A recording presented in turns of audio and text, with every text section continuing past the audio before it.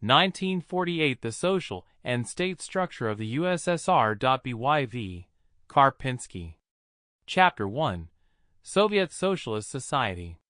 This chapter outlines the fundamental principles and structure of socialist society as realized in the Soviet Union.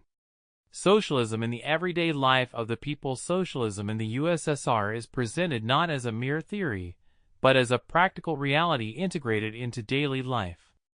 Its key features are the elimination of exploitation, oppression, unemployment, and poverty, alongside continuous improvement in the welfare and culture of the masses.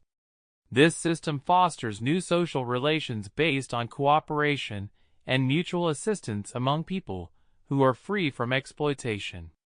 A core aspect is the consciousness among workers that they are working for themselves and their society, making them masters of their country and its wealth.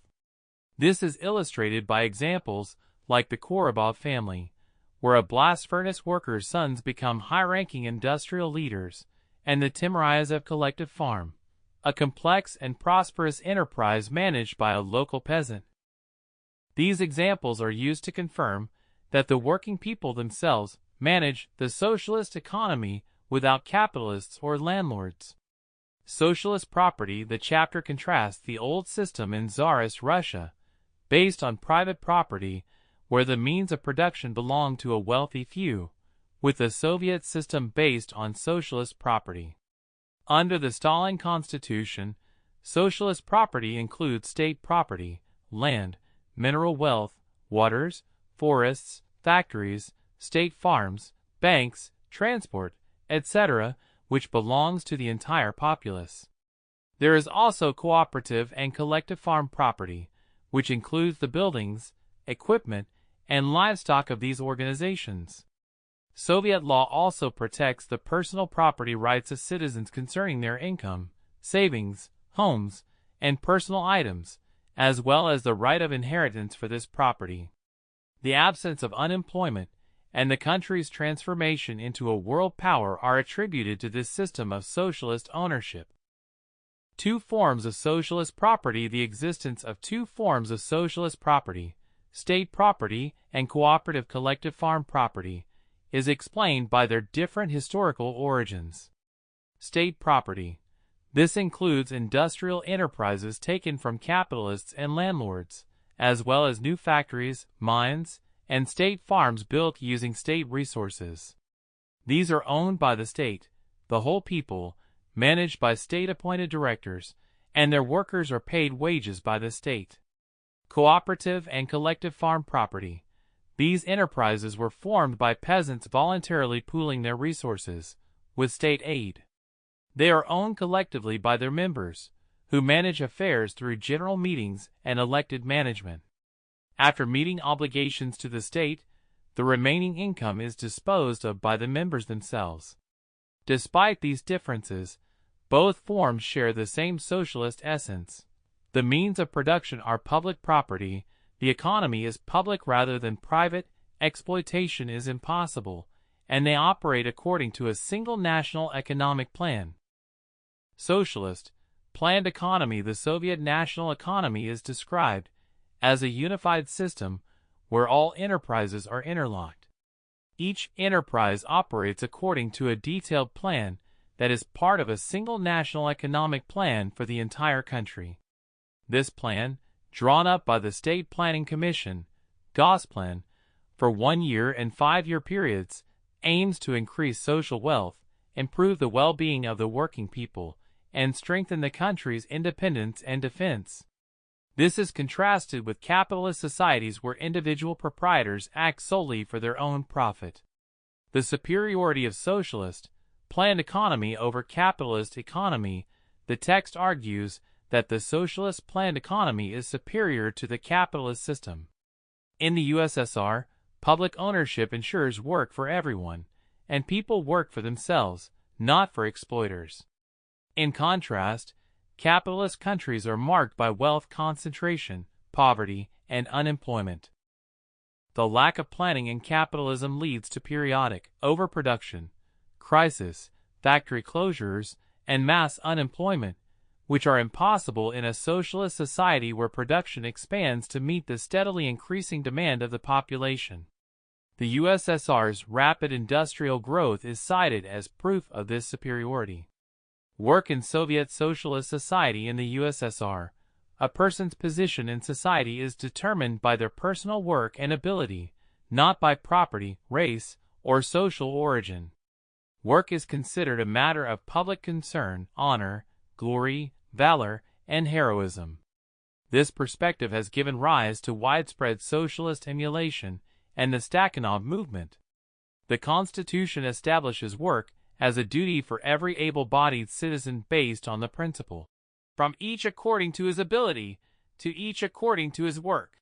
The motto, "He who does not work, neither shall he eat," is applied to idlers. The moral and political unity of Soviet society. According to the 1939 census, Soviet society consists exclusively of workers, peasants, and intelligentsia, with no exploiting classes.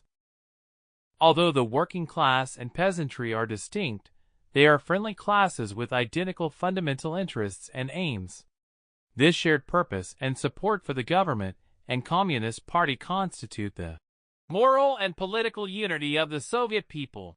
This unity is rooted in the uniform socialist economic system and gives Soviet society an advantage over capitalist societies, which are characterized by a reconcilable class struggle. This unity is also presented as the source of friendship among Soviet peoples and of Soviet patriotism, forming an indestructible foundation for the state's stability and might. Chapter 2. The Soviet Socialist State. This chapter details the political structure of the Soviet state, explaining that its foundation is the Soviets, mass organizations of the working people. These Soviets are presented as a higher form of state power, superior to capitalist states because they are genuinely of the people, built on the worker-peasant alliance, and guided by the working class to build a socialist society. The Soviets. The chapter begins by describing the Soviets as the political foundation of the USSR. Origin and role.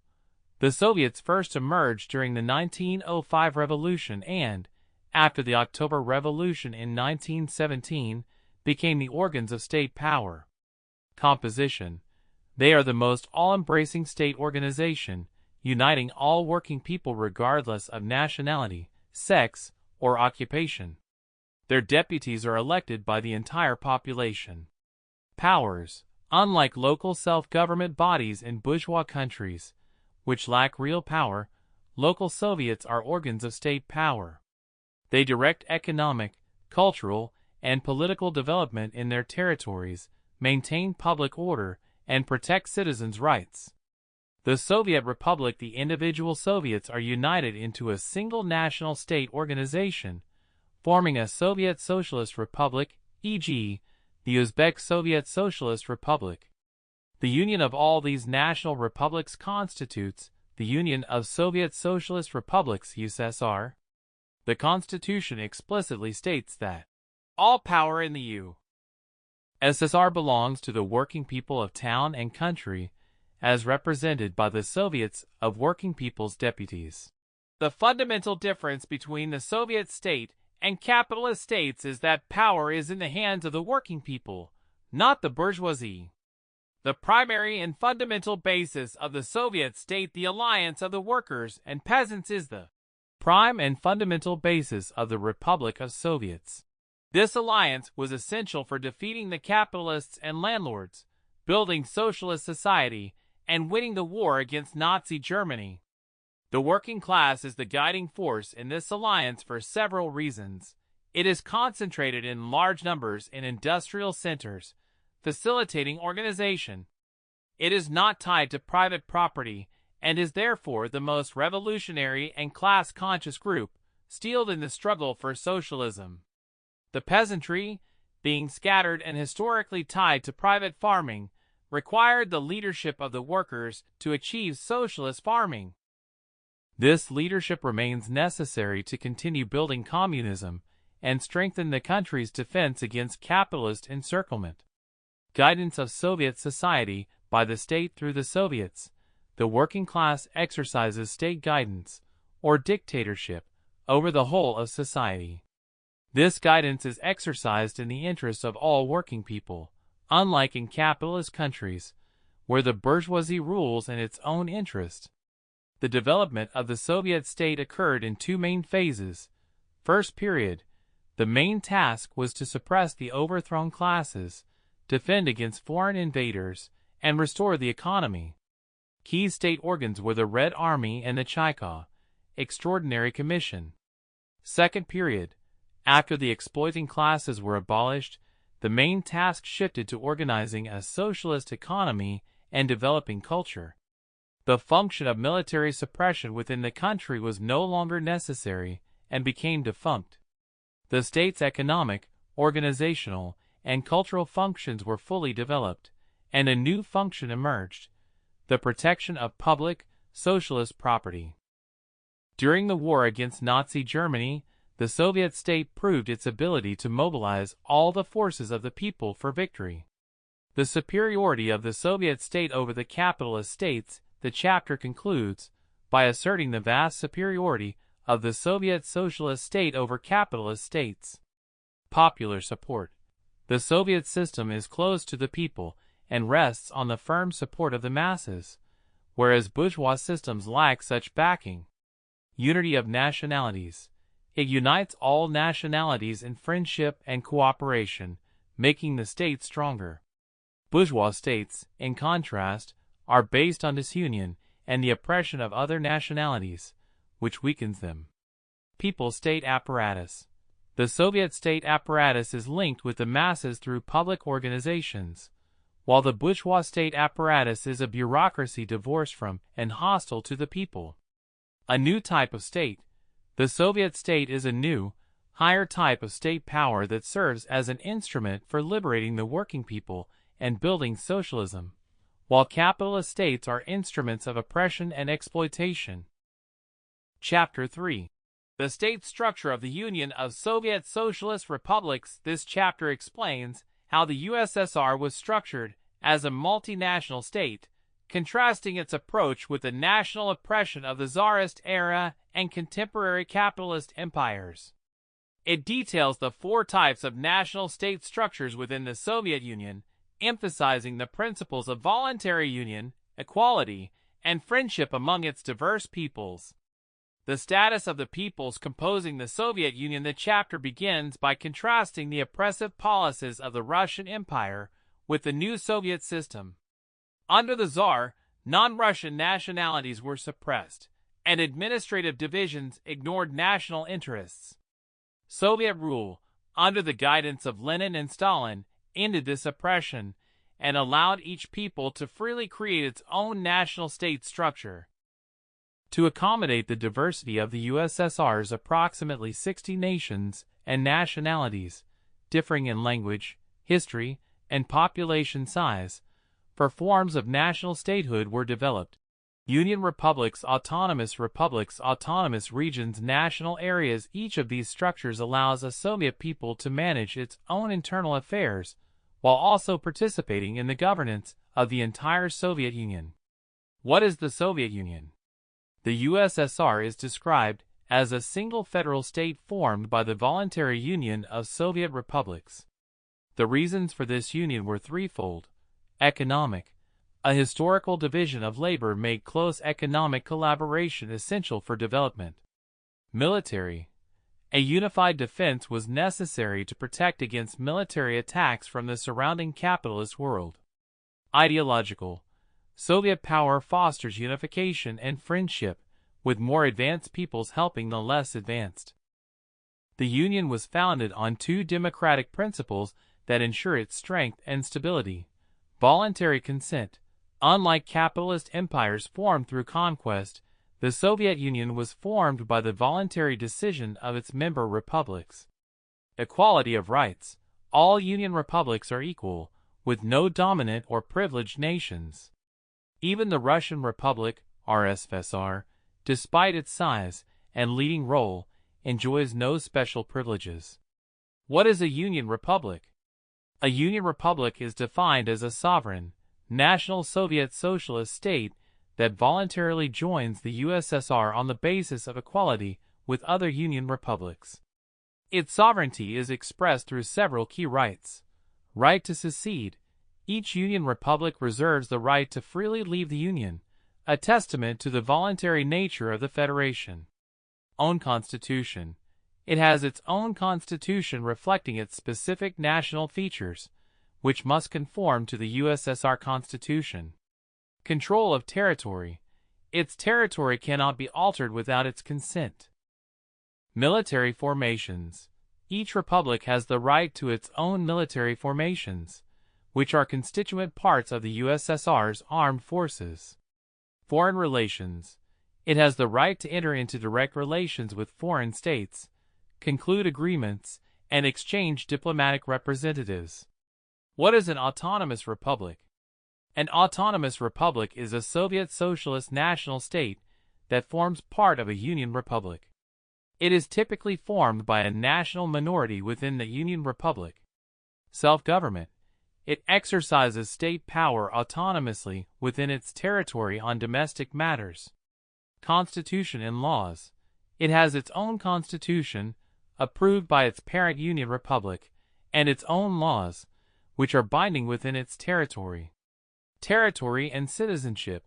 Its territory cannot be changed without its consent, and it has its own citizenship, which is simultaneous with citizenship in the Union Republic and the USSR. What is an autonomous region? An autonomous region is formed voluntarily by smaller peoples within a Union Republic or territory. Self-government. It grants the right of self-government to its people within the region's territory. Governing ordinance. Its powers are defined in a special ordinance approved by the Supreme Soviet of the USSR language. Government bodies use the native language in official business. What is a national area? A national area is the fourth type of structure, also formed voluntarily by small Soviet peoples, typically within a larger region or territory of the USSR. It enjoys rights of self-government in its internal affairs, with its powers defined in an ordinance approved by the Supreme Soviet of the USSR. The friendship of the Soviet peoples is indestructible. The chapter concludes by stating that the Soviet Union has successfully and justly solved the national question for the first time in history. This was achieved by establishing genuine equality and providing fraternal assistance that allowed every nation to develop its economy and culture. This state structure created an indestructible friendship of the Soviet peoples, which Stalin called the most valuable achievement of the Soviet state. This friendship, tested and steeled during the war against Nazi Germany, is presented as the source of the USSR's unique stability and power, making it the mightiest state in the world. Chapter 4. The higher organs of state power and of state administration of the USSR. This chapter explains how the highest governing bodies of the Soviet Union are formed, who populates them, and what their functions are. It contrasts the Soviet system of genuine democracy with the parity of popular representation in Tsarist Russia and contemporary bourgeois states. How the organs of state power are formed. The chapter begins by contrasting the Soviet electoral system with the restrictive practices in the Russian Empire and capitalist countries. In Tsarist Russia, elections were designed to heavily favor landlords and the bourgeoisie, while women and many non-Russian nationalities had no voting rights at all. Similarly, modern bourgeois countries use property, tax, residence, and literacy qualifications to limit the franchise, particularly for the working classes and minorities, like Negroes in the U.S.A. In stark contrast, the Soviet system, as established by the Stalin Constitution, is based on the following principles: universal suffrage, all citizens aged 18 and over have the right to vote, without any restrictions based on gender, race, nationality, social origin, property status, or education. The only exceptions are for the insane and those convicted by a court of law. Equal suffrage. Every citizen has one vote, and no one enjoys special privileges. Direct elections. Voters elect their deputies directly to all Soviets, from the local level up to the Supreme Soviet of the USSR secret ballot. The secret ballot ensures complete freedom of choice for every voter. Candidates are nominated by public organizations like the Communist Party, trade unions, cooperatives, and general meetings of workers and peasants. A crucial feature of the Soviet system is the accountability of deputies to their constituents, who have the right to recall any deputy who fails to justify their confidence. Those whom the people have entrusted with supreme power. The chapter highlights the character and background of the deputies elected to the Supreme Soviet of the USSR. The people entrust supreme power to their finest representatives, including the beloved leader Joseph Vissarionovich Stalin and other prominent party leaders like V.M. Molotov and M.I. Kalinin. Distinguished military heroes like Marshal Ivan Konev and partisan leader Sidor Kopak. Eminent scientists like Sergei Vavilov, president of the USSR Academy of Sciences.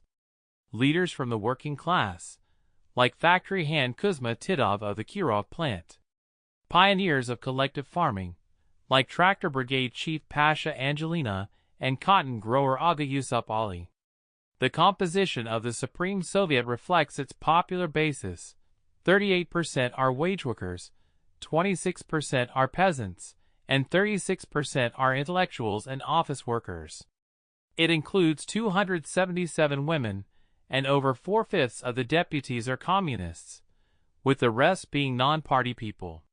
The Supreme Soviet of the USSR. The Supreme Soviet of the USSR is the highest organ of state power in the Soviet Union. It has the exclusive right to pass all union laws, which are binding in all union republics. It also amends the constitution, admits new republics, approves boundary changes, and handles major issues of budget, defense, and foreign relations. It consists of two chambers with equal rights. The Soviet of the Union represents the common interests of all Soviet citizens, with one deputy elected for every 300,000 people. The Soviet of Nationalities represents the special interests arising from the unique national features of each people. Deputies are elected by the various national state structures, 25 from each Union Republic, 11 from each autonomous republic, etc. This two-chamber system ensures that both the common will of the entire population and the specific needs of every nationality are fully expressed. It is fundamentally different from the two-chamber systems in bourgeois countries, where upper chambers, like the British House of Lords, are often undemocratic, privileged, and serve to block progress. The Presidium of the Supreme Soviet of the USSR. Because the Supreme Soviet only meets for sessions twice a year, the Presidium of the Supreme Soviet of the USSR is elected to serve as the highest permanently functioning organ of state power. It is accountable to the Supreme Soviet for all its activities. Composition. The Presidium is a collegium consisting of a president, 16 vice presidents, one for each Union Republic, a secretary, and 15 members. N.M. Shvernik was elected president following the death of M.I. Kalinin. Powers.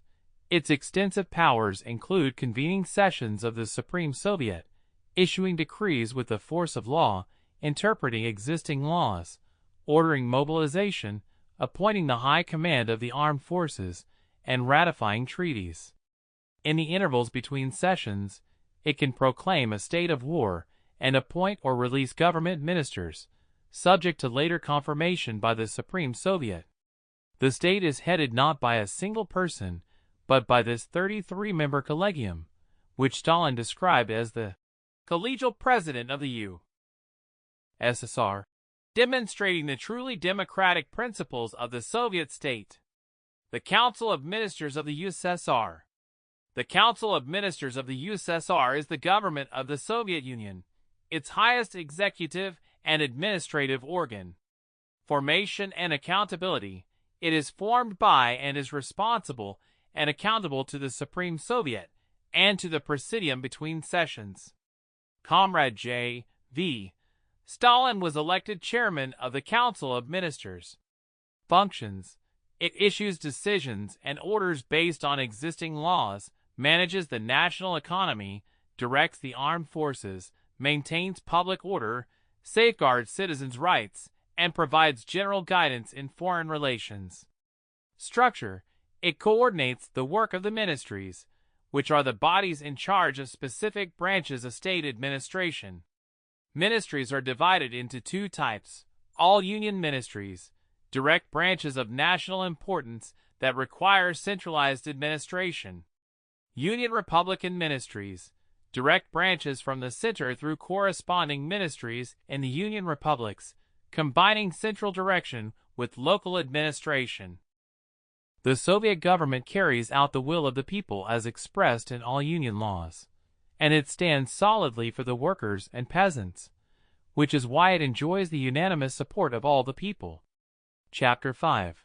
The Courts and the Procurator's Office. This chapter contrasts the new Soviet judicial system with the class-based courts of Tsarist Russia and capitalist countries. It details the functions, structure, and principles of the Soviet courts and the Procurator's Office, presenting them as genuine instruments of the people's power. The old versus the new courts. The chapter begins by describing the old landlord bourgeois courts as instruments of injustice, where judges were appointed from the landed nobility and wealthy classes to protect their own interests. Peasants were treated cruelly, even being subject to flogging. The Great October Socialist Revolution abolished this unjust system and created a new, genuine people's court. The primary functions of the Soviet courts are to protect the socialist state system and public property from its enemies, such as traitors, spies, saboteurs, and embezzlers. To consolidate socialist discipline by punishing violators of labor laws, speculators, and other offenders. To protect the personal and property rights of Soviet citizens and organizations. To not only punish criminals, but also to correct and re-educate them, with punishments that do not degrade human dignity. In 1947, capital punishment in peacetime was abolished. Soviet judicial organs. The Soviet judicial system is uniform for all citizens and consists of several levels. The People's Court, the foundational court that tries most criminal and civil cases. Higher courts. These include territorial, regional, and area courts, which handle more serious cases and hear appeals from the people's courts. Supreme Courts. Each autonomous republic and union republic has a Supreme Court as its highest judicial body, supervising the lower courts within its territory. The Supreme Court of the USSR. This is the highest judicial organ in the entire Soviet Union, charged with supervising the activities of all judicial organs of the USSR and its constituent republics. Special courts. These include military tribunals and line courts for the railway and water transport systems. A genuine people's court. The Soviet court is described as the only genuine people's court in the world. Because of its democratic principles, all judges are elective. Judges of the people's courts are elected directly by the citizens for a 3-year term and are subject to recall by their constituents. People's assessors. In trials, the judge is joined by 2 people's assessors, who are also elected citizens and have all the rights of judges. Independence. Judges are independent and subject only to the law, which expresses the will of the Soviet people. Public proceedings. Trials are held in public, and the accused is guaranteed the right to defense counsel. Use of native language. Court proceedings are conducted in the local language of the Union Republic, Autonomous Republic, or region, ensuring a close link between the courts and the population. The Soviet Procurator's Office. The Procurator's Office is a special state organ responsible for supreme supervisory power to ensure the strict and uniform execution of the law by all institutions, officials, and citizens. Functions. It combats crime, protects public property, and safeguards citizens' rights. No person can be arrested without the sanction of a procurator or a court. Process. The procurator's office investigates crimes, brings cases to trial, and maintains the prosecution in court on behalf of the state. Appointment. The Procurator General of the USSR is appointed by the Supreme Soviet for a 7-year term. All other procurators are appointed centrally, rather than elected, to ensure their independence from local bodies, and to maintain uniform legality across the entire Soviet Union. Chapter 6. The Fundamental Rights of Soviet Citizens. This chapter outlines the extensive rights granted to Soviet citizens by the Stalin Constitution. It emphasizes that these rights are not merely declared on paper, as in capitalist countries, but are materially guaranteed by the entire socialist social and state system. The right to work. The Constitution grants every Soviet citizen the right to guaranteed employment and payment for work according to its quantity and quality. This is a right that cannot exist in capitalist countries, where unemployment is a constant threat and businesses operate for profit, not to provide jobs. This right is ensured in the USSR by the socialist organization of the national economy, the steady growth of productive forces, the complete elimination of economic crisis and unemployment, the right to rest and leisure. Citizens are guaranteed the right to rest and leisure. This right is ensured by the establishment of a shortened workday, 8 hours, with 7, 6, or even 4 hours for arduous trades, a system of annual vacations with full pay, a vast network of sanatoria, rest homes, clubs, and parks made available to the working people.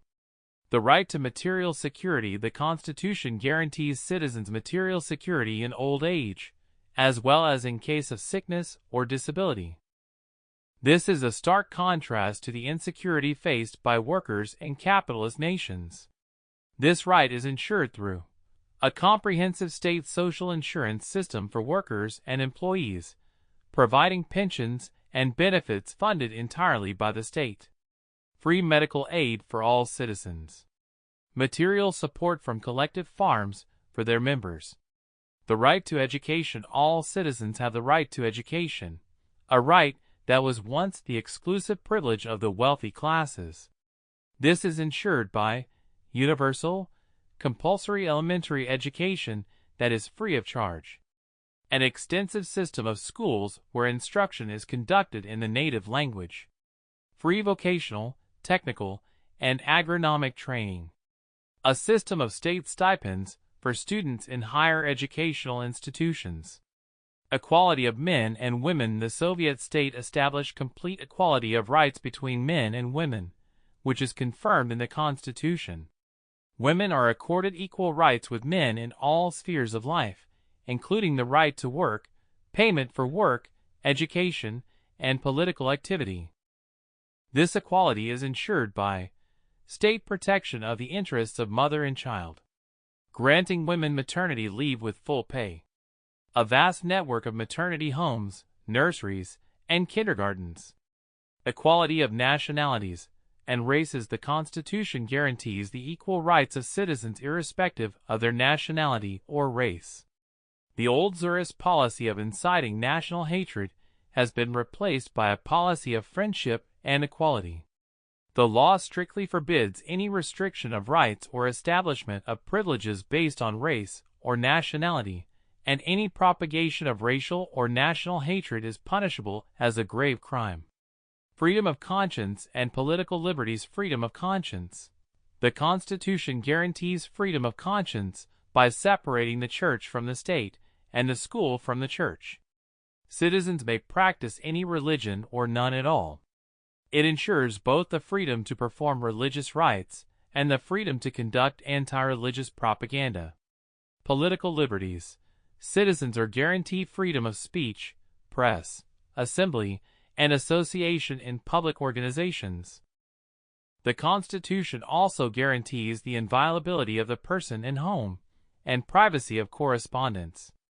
These liberties are made real by placing the material means to exercise them, printing presses, meeting halls, etc., at the disposal of the working people and their organizations.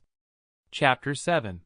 The Fundamental Duties of Soviet Citizens. This chapter outlines the duties imposed upon Soviet citizens by the Stalin Constitution. It argues that unlike in bourgeois states where duties serve the ruling class, in the Soviet Union, rights and duties are inseparable and serve the interests of the entire working population. On rights and duties, the chapter begins by establishing that in the Soviet system, there are no rights without duties, just as there are no duties without rights. Work, for example, is both a right and a duty, and a matter of honor for every able-bodied citizen. Because the working people are the masters of their country, the duties they perform align with their own vital interests and those of the state.